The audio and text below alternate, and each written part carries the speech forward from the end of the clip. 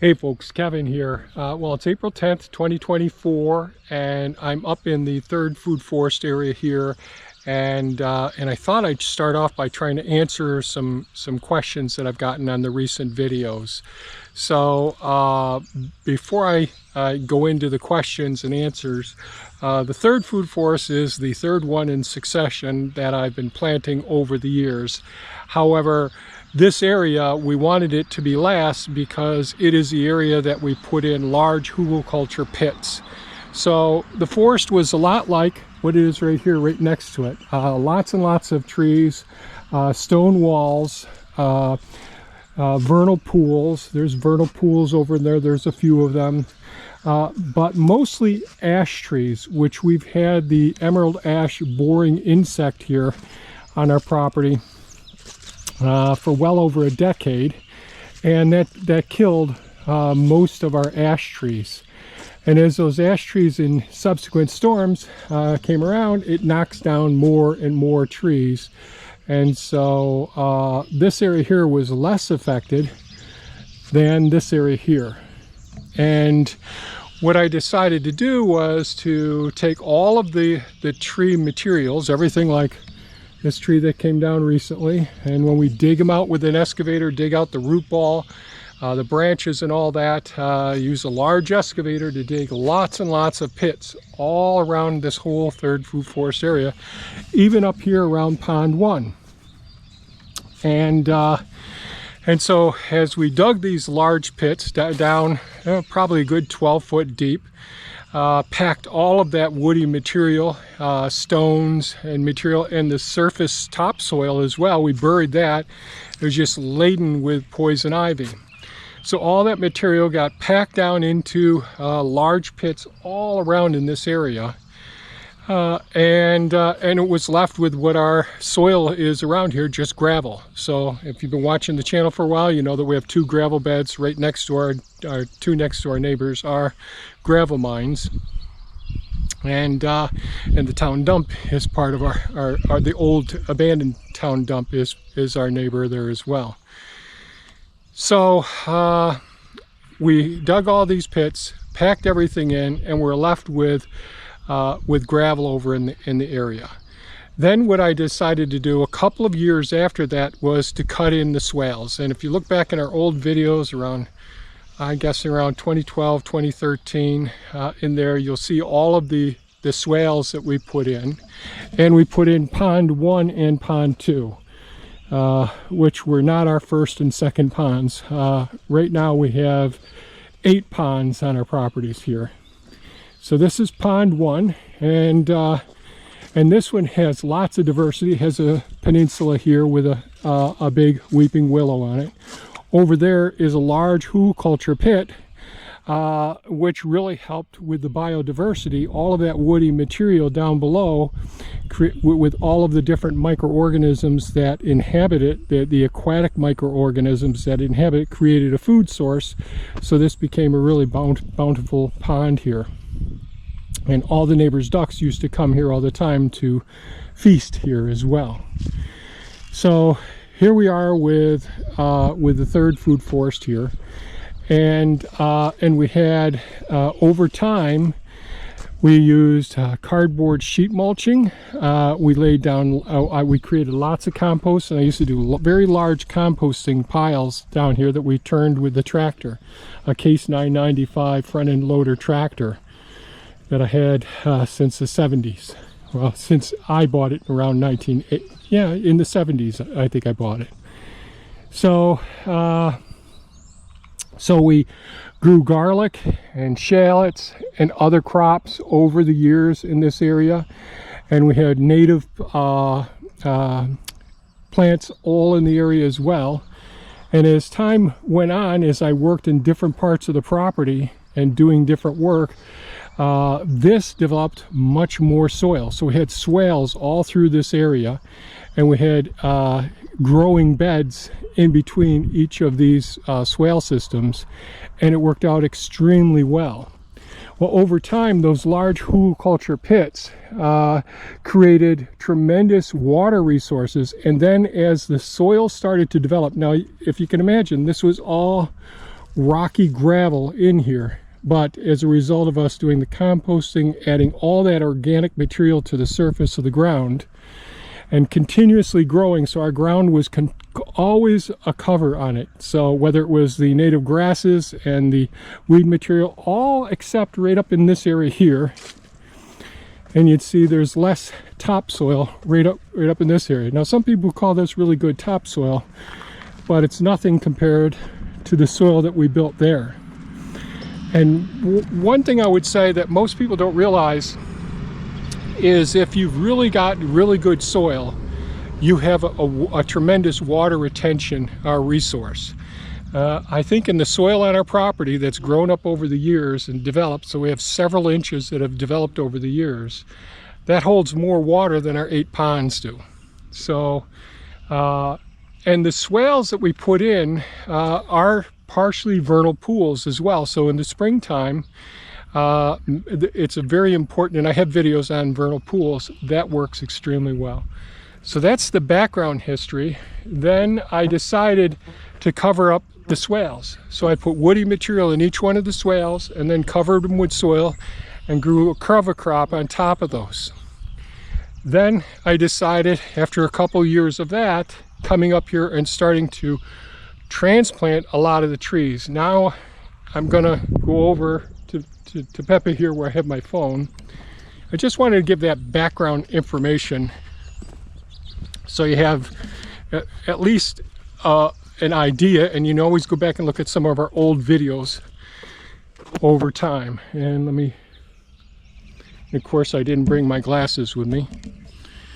Bear with me here 1 second. Can I make this go up?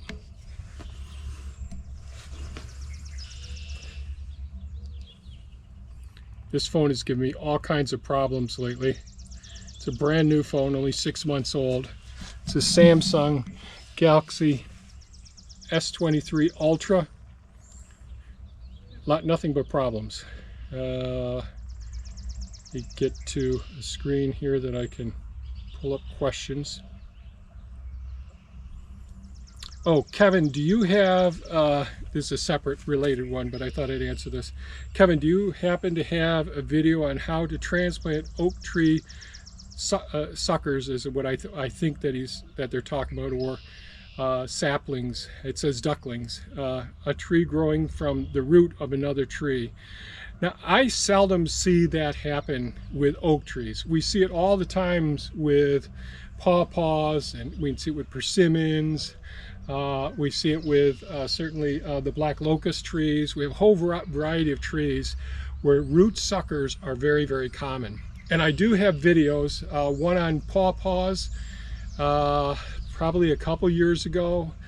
And then I have, probably last year, I went ahead and harvested a lot of pawpaw root suckers, and I transplanted those last fall as well. So I have those type of trees. I have never transplanted a root sucker of an oak tree, although it can happen.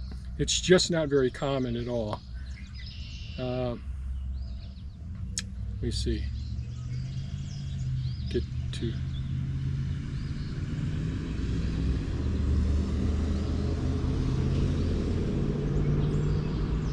So I got a question on when I'm doing these transplants, and how well do they hold up over time, these larger trees, when you see me doing these 20-footers and all.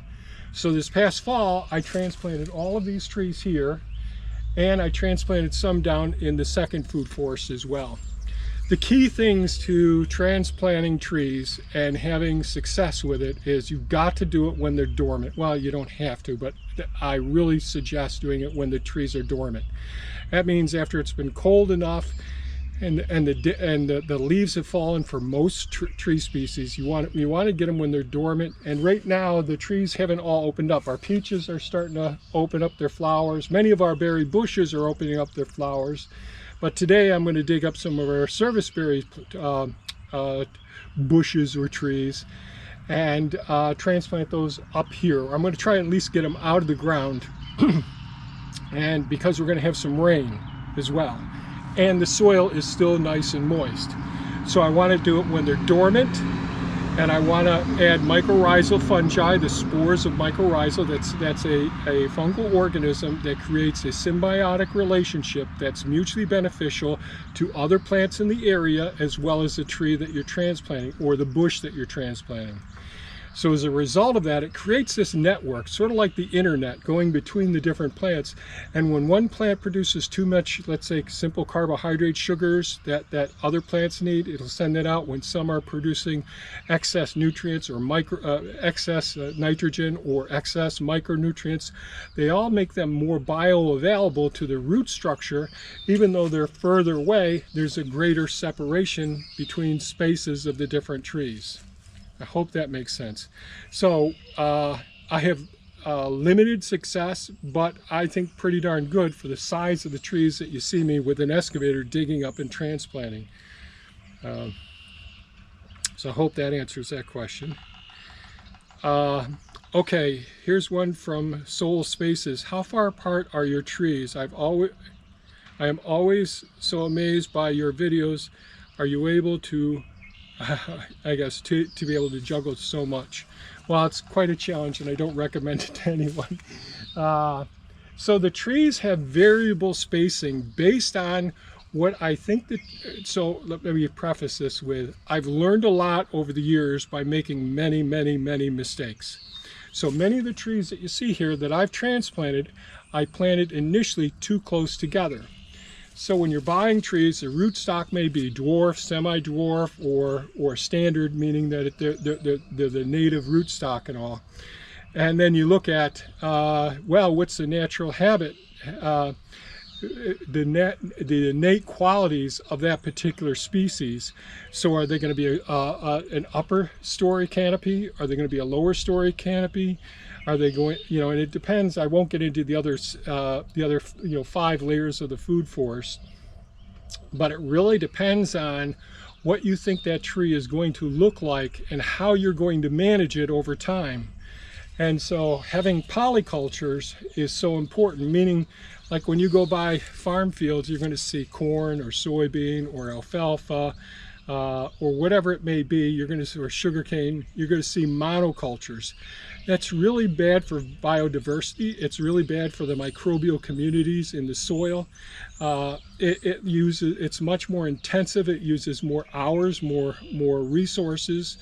And with polycultures, that's where we have different species, and therefore there isn't an over demand for certain nutrients from the soil, as opposed to in a monoculture where there's a lot of nitrogen used, or a lot of magnesium required, or a lot of water required at one time.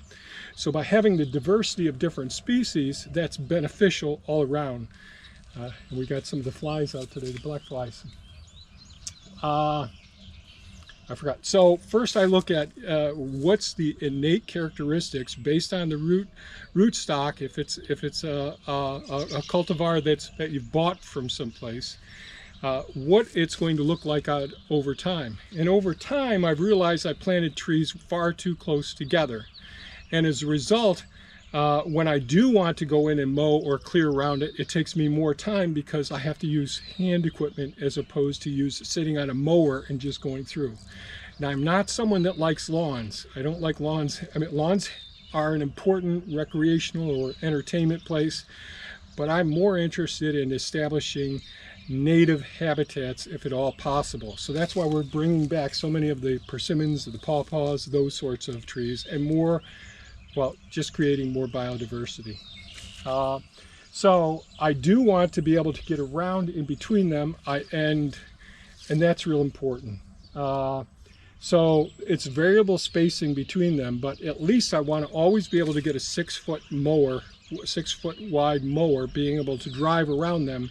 So if things get out of control and the weeds take over and my guilds, and so a guild is a collection of different diverse plants that provide benefits to the tree or the bushes that you're taking care of. For example, you'll see in some of the guilds I have garlic, I have chives, I have shallots, I have dandelions there, I have clover, you know, and I'll have berry bushes. So a guild will be an incorporation of various different species that can co-inhabit a small plot of area where each plant will bring about something beneficial. So you may want to have apples off the apple tree. Well, in order to pollinate them, you want to have flowering species at different times, which are going to bring in the pollinators, especially when it's time for that fruit to get pollinated, for the flower to get pollinated. So, and I'm going on here. Don't have everything put together thought-wise. So we will be building guilds all throughout this whole area. But more importantly, well, not more importantly, equally importantly, are hedgerows. So we want to create the habitat for each of the different species that will control things. So we have integrated pest management is a big part of controlling things. So we have so many different, like the toads provide a very specific function. All of the different fly-catching birds provide. Some of our wasp species and certainly our bee species provide beneficial aspects. So we want to have a system where we can incorporate all of the workers to do all of the jobs that make our lives easier. So that's a big goal. As you get older, you have less energy, less drive to go out and do as much hard work as you did when you were younger. You want to spend a little bit more time observing and learning through the process. And this is a lifelong pursuit of acquiring knowledge and experience. So, like I've talked about in investments, intellectual capital and experiential capital are 2 of the 10 forms of capital that all of us need to invest in. So always reading and learning more about, you know, whatever the topic is that you're trying to learn about, and gaining experience. Experiential capital is so important as well. So, and you need to be prepared. So failure is not a bad thing. It's just one more step in the process of learning as much as you can. Okay, so that was my question about how far apart to plant the trees. So another question I have for soil spaces is, so skimming the top of the so skimming the top with the tractor to pull up weeds is a question mark? No, that's not the reason that I'm using the track loader to smooth things out around here. I really want to get all of the major undulations out of the way, so if when I do have to use a lawnmower or I am driving mini-me, my back has had a couple of spinal surgeries and all, and you know, I'm not comfortable all the time, and I don't want the bumpy rides. So it's really important for us to have safe ground where we can work and enjoy the spaces, while at the same time doing the other things that I already talked about. So the weeds, this bare ground here is going to shoot up weeds like crazy. That's why I want to get my smoothing out done and get at least the trees in, and then start getting the alfalfa, the clover, and other species in here as well. But over time, it'll take me a couple years to get all the guilds built around each one of these plants. So I hope that clarifies what I'm doing, why I'm doing the smoothing out here. Just for me wife. Good morning, Kevin. Spring is definitely coming on quickly. I need some dirt. Wait, I needed some dirt, so I've been trying to network a pond to increase its size and vernal pool with buried debris. Thanks for the ideas.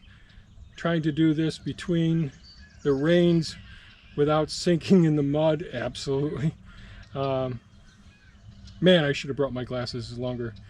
And he's got heavy clay soils, and it liquefies, which is a real pain in the butt. If you've ever seen liquefaction in soil, man, is that a challenge to deal with, really dangerous. Trying to beat the dry weather, wanting to get grass established. All right, did you graft your peach trees that you started from seed? Do they produce good fruit? Here the bugs get pretty much all of the peaches. My grandchildren will eat eat around the worms to get a bite. So no, I haven't been grafting the trees.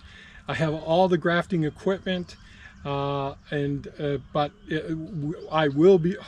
I may be doing lots of grafting in the future. I'm trying to see what native varieties we have, and that's why I grow so many different ones of the same seed type. So we got to see, you know, these are not heirloom and they are not grafted. As far as pests go, the more that you can create hedgerows or living fences, have biodiversity, like in our swales, all of those areas are planted with native plants that do a whole variety of function, including bioremediation on a very small scale. But that's habitats for many of the beneficial insects. And so clearing an area and just doing a big spot like this, your whole property, is not a great idea. You want to integrate the various hedgerows and niche locations, habitats for the beneficial birds and mammals and reptiles, amphibians that can do the work for you. And I've got lots of videos on that. Simon Hestone, I think it is. I really can't see that well here. Nice space. Just one thought. Why smooth soil? If the diversity is the goal, if it's a third food source, can you play around with a bit more and do mounds and stuff? A tiny pond just to bring animals there, just to see what inspired to do.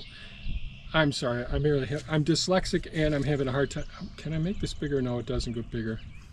Maybe you'll do a circular trench, so water the trees while they have stuff in the middle of which is watered from the sides, like chinampas. So a lot of information there. So if you watch a lot of our videos, you'll see that we've got 8 man-made ponds that we put in over the years. We got lots of swales, canals, bioremediation systems, soil collecting systems, but each one has its own function. And so the trench that you're talking about would potentially be a swale. So a swale is to temporarily gather the rainwater, slow it, prevent soil runoff, erosion and all, and to slow, spread, pacify, and sink that water into the soil surrounding the plants and all. So those are great ideas. And having mounds and different things like hugelkultur mounds and all sounds like a fantastic idea. It's more work for me, so I stopped doing hugelkultur mounds. I only do the hugelkultur pits now, as I've talked about in many videos, and I've talked about in this video. So all great ideas. It depends on what your goals and aspirations and your resources are and the amount of time that you have to put into it. Always think about what you're going to be able to do in the future to support what you're doing, because that's something that Thea and I are always talking about is, you know, our days are really full. And I never knew after being retired that I'd be running a book business and a nursery business and trying to do all this stuff. So, you know, I never anticipated I'd be doing it.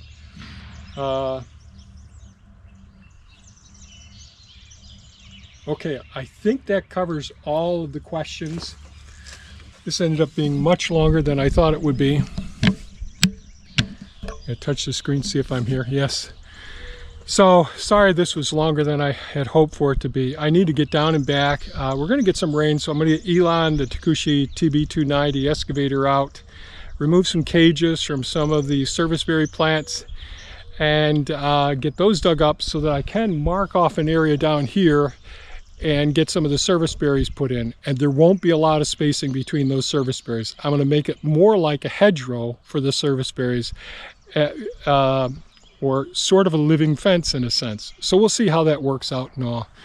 And again, there are thousands of different ways of doing these things.